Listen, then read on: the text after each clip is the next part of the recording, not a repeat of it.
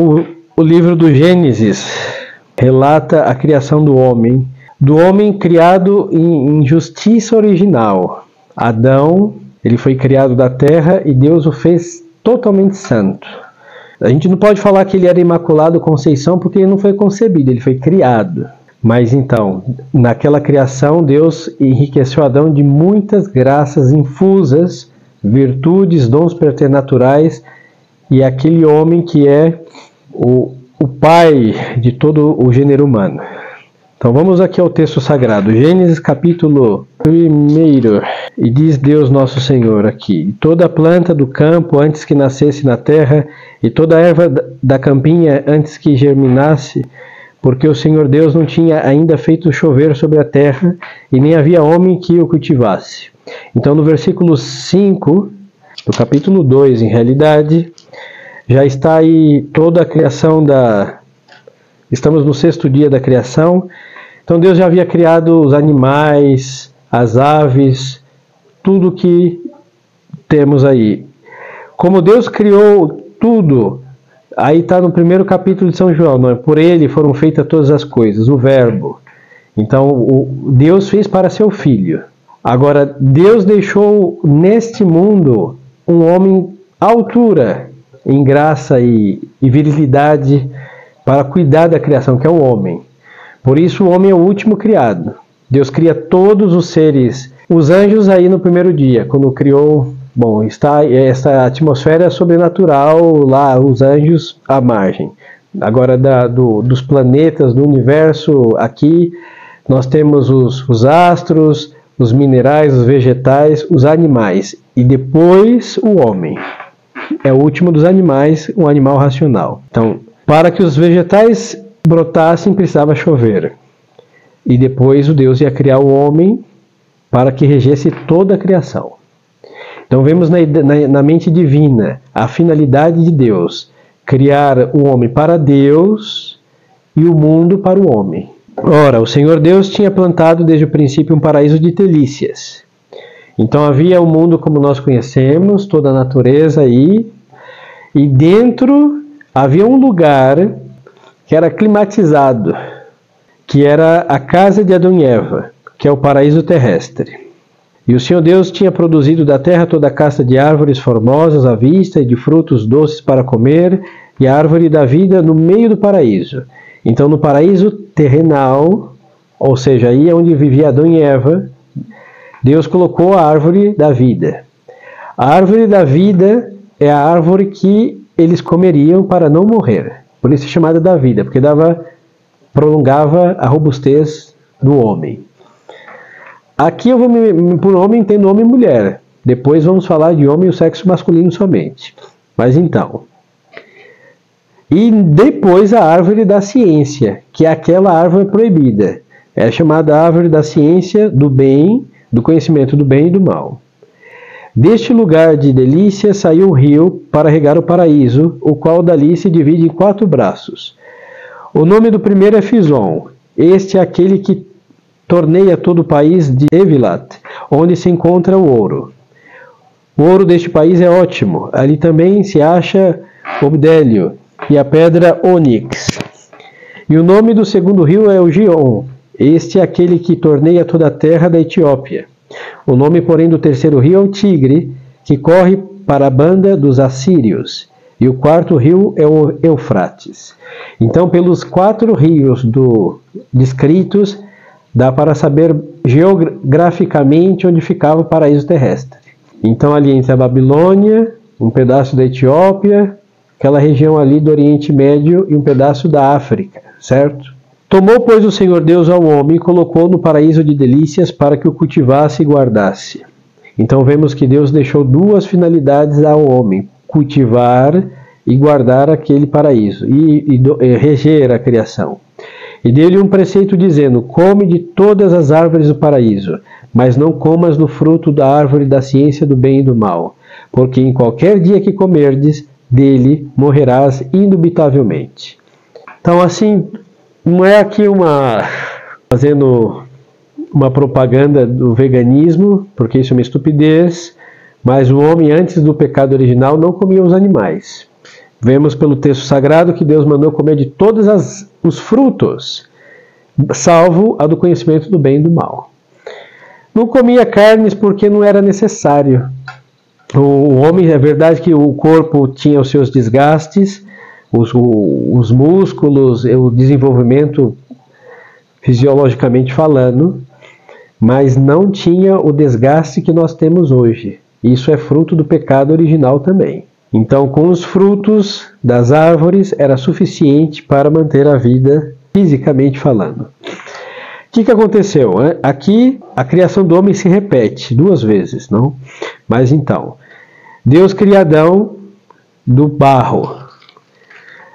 Ele junta um punhado de terra, forma, e com o sopro da vida, Deus dá aquilo à existência humana. A Sagrada Escritura é clara quando fala da matéria da criação, porque o homem foi criado para reger a terra, o mundo. Então ele é criado daquilo que é o apoio dos seus pés. Agora a mulher, quando for criada, Eva, um pouquinho mais adiante, tudo indica que é no mesmo dia da criação, Deus vai criá-la de uma costela, a costela de Adão. Por quê? Os autores espirituais e exegéticos dizem várias razões. A primeira, porque as costelas, esses ossos que estão aqui, eles têm a finalidade de proteger os órgãos dessa região. Então, quando Deus, nosso Senhor, criou Adão, ele coloca a terra porque o homem é para reger toda a terra e tudo que nela há. Agora, quando cria Eva, não. Eva tem que ser custodiada pelo homem. Não é machismo de nossa parte, mas vamos entender na crise da virilidade o problema entre homem e mulher. Mas antes desta crise de submissão do homem a Deus, da mulher ao homem, então nosso Senhor, Deus nosso Senhor, tira uma costela de Adão e dela forma Eva. A mulher ia ser custodiada, daí vem a palavra costela, vem da palavra custódia, que quer dizer proteção, guarda, porque protege esses órgãos. Então Eva deveria ser custodiada, guardada por Adão, e ao mesmo tempo, outra finalidade que Deus deixou ao criar a mulher deveria ser uma companheira para o homem. E ao ser uma companheira para o homem, a mulher também guarda o homem. Então ela é custodiada e guarda. E outra razão, a mulher é tirada de uma costela porque fica perto do coração também. Então aí vamos entender porque as mulheres são um pouquinho mais afetivas, afetuosas, e o homem que não foi criado de um membro, ele é mais racional. Ele tem os pés no chão do qual ele foi criado. Aí o predomínio da razão do homem deve ser assim, mesmo com a desordem que o pecado original causou. Então, Deus cria o homem, e para mostrar o domínio que o homem tem sobre a criação, Deus, nosso Senhor, fez passar diante de Adão todos os animais existentes. Todos. Todos. E Adão foi nomeando um por um. Então, os nomes dos animais que nós conhecemos foi dado por Adão. Aquele que nomeia mostra que tem autoridade sobre. Por isso, quando nós nascemos, quem nos dá os nossos nomes são os nossos pais. Depois, quando a gente entra na vida religiosa, o nosso nome é mudado, porque agora temos uma vida nova, e quem dá esse nome? O superior da congregação.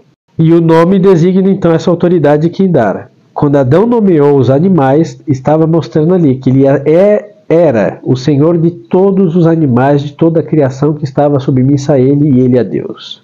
Depois disso, aí diz aqui, a criação da mulher. E da costela que tinha tirado de Adão, Deus deu um sono profundo a Adão, tirou-lhe uma costela, e Deus, nosso Senhor, cria Eva. E Adão disse, eis aqui agora os ossos de meus ossos e a carne da minha carne. Ela se chamava Virago.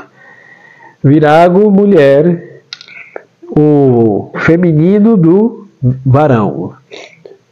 Ou seja, vai ser a sua companheira. Não querendo ser machista, porque longe de nós, porque o machismo é uma estupidez, mas é o seguinte, a mulher, ela é, segundo Aristóteles, para não... Bom, se eu for me apedrejar, que apedreje Aristóteles. É um homem imperfeito. Na definição de Aristóteles é isso, porque nós não podemos dizer que a mulher é de outra espécie que o homem, porque não é o mesmo gênero humano. O gênero humano é homem e mulher, então não há uma diferença assim de espécie, não, é o mesmo. Mas o que faz o homem ser diferente de uma mulher enquanto ao ser que a mulher é um homem imperfeito? O corpo é a mesma coisa. As capacidades intelectuais, mentais, a mesma coisa. Aí as diferenças que fazem no corpo, bom, a mulher tem os seus órgãos específicos, o homem os seus, mas aquilo não causa uma diferença no sentido assim que é outro tipo de ser humano. Não, é o mesmo. E Adão, como tem uma ciência muito clara, vai chamá-la de virago, ou seja, algo parecido com ele, mas não é igual, é semelhante. Por isso, está escrito aqui, deixará o homem seu pai e a sua mãe, e se unirá à sua mulher, e serão os dois numa só carne. Ora, um e outro, isto é, Adão e sua mulher, estavam nus e não se envergonhavam. Então aqui outra questão, que Deus Nosso Senhor criou o homem no estado de inocência. A gente chama inocência original. Não havia malícia.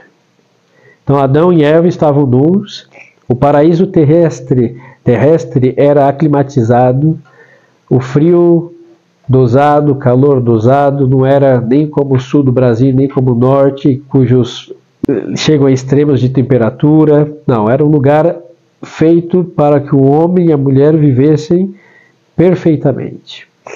Então, segundo a ideia de Deus aqui na criação, nós vemos algo importante que isso deve ficar na nossa cabeça para entendermos depois a crise da virilidade. O homem é criado por Deus e ele tem que estar submisso a Deus. Por isso Deus criou o homem à sua imagem e semelhança.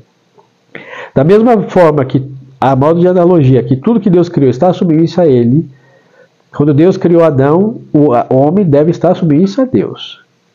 Agora Deus deu uma autoridade para o homem. Vamos a Adão, que regesse toda a criação. E dentre as coisas que Deus deixou Adão reger, a mulher também. Então não é um machismo, uma ideia patriarcal exacerbada. Não, vemos biblicamente falando, a mulher foi criada e deve estar submissa a um homem. A mulher é incapaz de ser senhora de si mesma. Ela precisa estar sempre subordinada. Subordinada é uma palavra bíblica, para que ela consiga as perfeições próprias do ser feminino. Por exemplo, a maternidade. É possível uma mulher ser mãe sem a colaboração de um homem. Depois, as virtudes. Se for entrar no convento, elas precisarão de uma ordem, uma congregação e um estatuto. Normalmente quem fez, foi uma santa, sim.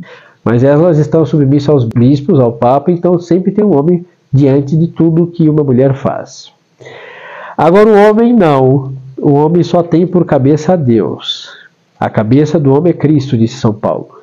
E aí a mulher tem o homem por cabeça. Por isso diz lá São Paulo que a mulher deve levar um sinal da sua submissão, que consiste no véu que elas usam durante as cerimônias litúrgicas. Mas o homem não pode cobrir sua cabeça, porque ele está subordinado a Cristo. E ele, com a cabeça descoberta, manifesta este reconhecimento que a sua cabeça é Cristo, é Deus Nosso Senhor. Então, segundo o texto bíblico, nós vemos a primeira origem da crise da virilidade, porque Adão é o pai, ele é o primeiro, Eva foi a primeira, a mãe de todo o gênero humano. As crises que eles geraram com o pecado original, elas são perpetuadas por todos os filhos de Adão e Eva.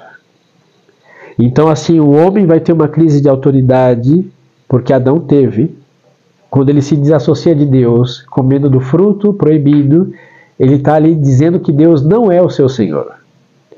Então ele está decapitando a sua cabeça, ao se afastar de Deus.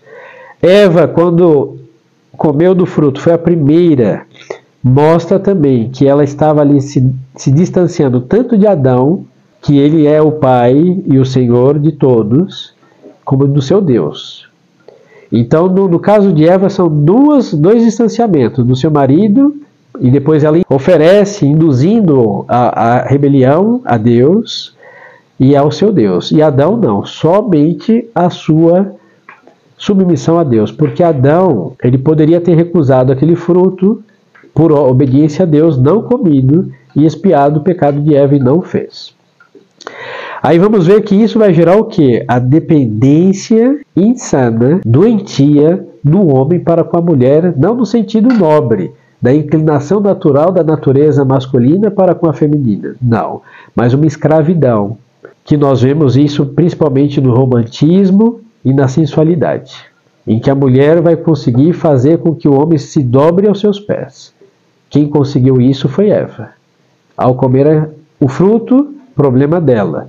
Ao oferecer ao seu marido, e ele aceitou, aceitando, ela causou em todas essas mulheres essa tendência a fazer com que os homens desobedeçam a Deus e se curvem aos seus pés. Então aqui, senhores, nós vemos a primeira e a mais profunda dificuldade entre viver homem e mulher. E aí, a quem vai consertar isso é só a graça de Deus. Mas como nós somos batizados e fica essa inclinação, o chamado fomes peccati, a inclinação ao mal, mesmo nas mulheres, nos homens batizados, esta, a modo de semelhança desta rebeldia de Eva, rebeldia de Adão, fica implícita ou explícita dentro de nós. Em Adão nós não vemos, pelo menos pelo texto sagrado, uma tentativa machista de querer mostrar que é a cabeça a toda custa. Não. Nós vemos Adão vencido pelo diabo e pela sua esposa. Por isso depois a gente só vai saber que ele viveu tantos anos e morreu, não se sabe mais de Adão. Eu me atrevo a dizer isso porque quando tem Caim e Abel, que é outro problema, um pouquinho mais adiante, nós não vemos a intervenção dos pais, nem Eva nem Adão. Então vemos que, de fato, Adão ficou sem cabeça quando ele pecou. A tradição conta que ele fez penitência toda a sua vida, todos os efeitos do pecado dele que ele viu nos seus filhos, ele ofereceu a Deus expiação dos seus pecados, e ele virou santo, hein? No martirológio, se não me falhar a memória, no dia 24 de março, menciona Adão e Eva. Mas esses resquícios profundos vão perdurando até que venha o final dos tempos. Outra questão que causou aí uma crise profunda foi a questão da malícia. Nós vimos aqui que o texto dizia que Adão e Eva estavam nus quando estavam em estado de inocência original e não se envergonhavam disso porque havia total inocência. Não se via malícia ao olhar a Eva, olhar Adão e Adão olhar Eva, não havia a maldade que nós temos. Quando eles pecaram, a primeira coisa que eles perceberam é que eles estavam nus. Aí eles tiveram por primeira vez vergonha. Que aí quando eles ouvem os passos de Deus Nosso Senhor se aproximando, eles se escondem.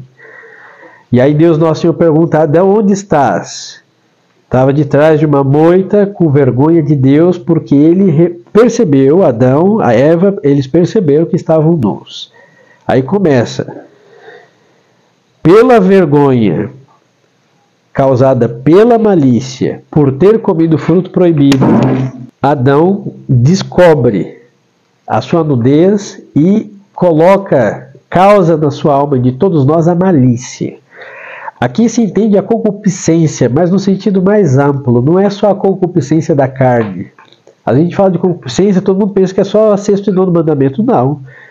Toda desordem na vontade do homem. O fato de não deixar a razão falar mais forte do que a vontade. Não deixar a vontade ser iluminada pela inteligência, a busca do bem, a fortaleza, não se acovardar, as paixões da alma, por exemplo, o medo que fala mais forte do que o que deveria ser da fortaleza, da coragem, da valentia. Então o homem fica totalmente ferido. E estas feridas, senhores, o batismo não tira. Por isso, então, vemos que nesta disposição de alma já primeira de Adão e Eva, após comer o fruto proibido, são coisas que acompanharão o homem no combate diário até a sua morte ou até a consumação dos séculos. Então vemos aí a mulher que dobra o homem e o homem que se curva à mulher. Isso é muito importante, que vamos ver nas outras conferências, na prática, o que isso gera. Depois, o homem e a mulher que se afastam de Deus. E toda crise, quer na mulher, quer no homem, sempre é um distanciamento cada vez maior de Deus Nosso Senhor. Aonde perdem sempre, porque sem Deus nunca jamais seremos felizes e livres de fato. E depois a malícia, que vai acompanhando o homem, e aqui o sexo masculino é o mais estragado, principalmente quando falamos do estrago referente ao 6º e 9º mandamento. Nisso daqui eu vou elucidar um pouquinho agora, mas vamos ver um pouquinho mais profundamente nas outras conferências. Quando Eva oferece o fruto para Adão, ele está em graça santificante ainda. E Eva fala que ele era agradável, a Sagrada Escritura diz que era agradável aos olhos e assim delicioso ao paladar, ou seja, era uma coisa tentadora. Então Adão vê aquele fruto mordido. Eva se deliciou daquilo, e quando ela oferece aquilo a ele, ele se esquece da proibição de Deus, porque ele dá maior ênfase ao prazer que aquele fruto causou na sua esposa. E não a viu morta, mas morreram. Não assim, comeu, morreu, não era tiro e queda. Então o que aconteceu? Diante de algo tão prazeroso, Adão cede.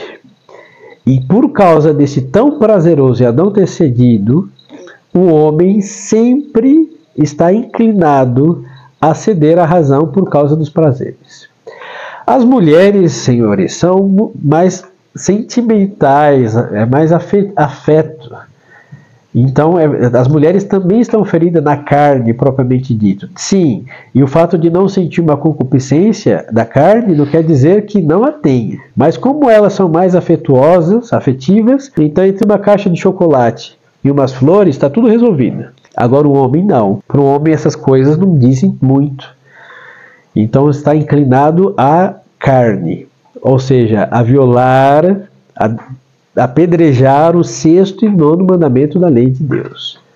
Aí vem a grande crise que o sexo masculino enfrenta desde a sua juventude referente a pecados contra 6º e 9º mandamentos. Então aquele prazer de Adão, aquela desobediência por sua mulher oferece, isso é bom, vamos fazer, Deus, esqueçamos de Deus, causou no homem uma ferida profundíssima, a tal ponto que ele é capaz de deixar até a sua fé por causa de um prazer impuro. E a história de muitos, hein? E aqui no catolicismo que o digamos, porque a igreja é estreitíssima por causa de Deus em matéria de pureza. Então é muito fácil você deixar de ser católico, você entra numa igreja protestante, você casa 5, 6 vezes, divorcia 5, 6 vezes, tem o Jesus e salva, que dizem eles, ou vira um budista, ou pior que tudo isso é o espírita, o macumbeiro, porque lá não tem moral, não existe pecado lá. O único pecado é fazer o mal para os outros. E o mal é relativo para eles. Então você vai para lá, samba lá com os Exu e as Pombagira, que já são pornografia em si mesmo, tudo aquilo, aquelas imagens sensuais, e não tem pecado. Então, por quê? Por causa da carne. Quando a carne vira o próprio Deus, então o resto que é de Deus é reduzido a nada. E o homem é o mais ferido. Por isso nós vemos essa crise, independente da idade, no homem. E aí as mulheres, quando os senhores forem casados, vão pensar que é um distúrbio, que é um desequilíbrio, porque o homem só pensa no ato conjugal. E não é verdade, pode ser que seja, mas é porque também o remédio da concupiscência da carne foi posto no sacramento do matrimônio para quem se casar. E para quem não se casar e for um sacerdote, estará no seu breviário, na sua santa missa e no seu voto de castidade. Mas independente do estado de vida, todos nós homens, o sexo masculino, estamos, em palavras chulas, lascados na concupiscência da carne. Não existe um mortal que não tenha um grande combate, ou não tenha tido ou não terá um grande combate para se manter em pé. E a outra razão é que Deus Nosso Senhor colocou o homem como a causa principal da vida. Então, o diabo, pelo pecado original, desviou buscar a vida para buscar o prazer. Assim que nós, como filhos de Adão, vemos de fato esta busca insaciável pelo prazer e não necessariamente pela vida de transmitir o gênero humano pela vida matrimonial, né? Então aí o diabo faz um grande estrago, porque é uma inclinação natural dada por Deus que ele desvia, o pecado original desviou. Então, desviando essa inclinação fortíssima, o homem é capaz das piores atrocidades em matéria de sexto e nono mandamentos. E para piorar a situação de nós homens, o homem, fisiologicamente falando, tem maior força, maior gás na sua adolescência e juventude. Depois nós vamos declinando a partir dos, uns dizem 33, penso eu que depois dos 40. Restam 3 anos então para chegar aí. Vamos aí declinando. Penso que aos 40, porque de entra, a gente só vai diminuindo mesmo. E é onde tem maior força o pecado, contra o sexto mandamento. Assim que vemos que o demônio é muito esperto, ele atinge um homem na fase de maior força de alma para se desgastar fortemente para encontrar o pecado profundamente e se sair daí, sai totalmente desmantelado. Aí então vemos a crise nestes primeiros capítulos aqui que vimos da Sagrada Escritura do homem, e aí tudo que vamos considerar nas outras conferências tem que ter em mente estas crises, porque elas são, em outras, todas as atuais vêm a ser as mesmas das que mencionei nessa conferência. As mesmas, só muda o modo, mas é a mesma coisa. A crise da família católica, a mulher não quer ser submissa ao seu marido. Aí o homem não quer ter voz porque se ele pressionar um pouco para ter autoridade, aí a mulher vai dormir em outro quarto e aí ele perde a razão da sua existência. Eva com fruto no paraíso, praticamente a mesma coisa. Então, tudo, a moeda de troca, carne. A submissão a Deus não está em vista, e o homem, por causa disso, que se faz escravo de qualquer coisa, inclusive do sexo feminino, para ter um prazer do qual ele, sem Deus, acaba sendo insaciável, está ali constantemente em busca de um prazer que o acaba destruindo.